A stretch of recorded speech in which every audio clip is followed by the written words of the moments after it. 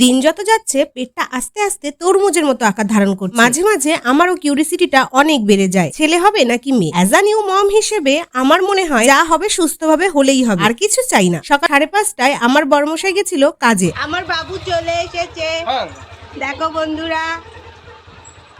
আর এখন বাড়ি ফিরছে। বর্মশাইকে বাড়ি আসতে দেখলেই আমার খুব ভালো লাগে। সত্যি কথা বলতে সকাল থেকে বর্মশাইকে দেখতে না পেলে আমি একটু আপসেট হয়ে যাই, কিন্তু গাড়ির আওয়াজ শুনলেই আমি ছুটে বাইরে চলে আসি আমার বাবুকে দেখার জন্য। আগে তো ভিডিও করতে দেখলেই বকা দিত, বাট এখন আর কিছুই বলে না, কারণ রাতে ভালো করে বুঝিয়েছি। তাই এখন ভিডিও করতে দেখলে পোজ দেয়। দুপুরে খাওয়া দাওয়ার পর আমার সুন্দরী শাশুড়ি মা বেশ কটা মৌসুমী লেবু কাটছিল, আর আমি বসে বসে খাচ্ছিলাম। সত্যি বলতে আমি দুনিয়ার যত রকম ফল আছে সব খেতে পারবো, কিন্তু মৌসুমী খেতে পারবো না। আমার একটুও ভালো লাগে না। এর জন্য যে কত বকা শুনতে হয় সবাই খুব করে বোঝায়। এই সময় মৌসুমী খেতে হয়, বেবি ভালো থাকে, আরো কত কিছু, বাট আমি খাই না। By the way, thank you for watching. দেখা হবে আবারও এক নতুন কোনো মিনি ব্লগে।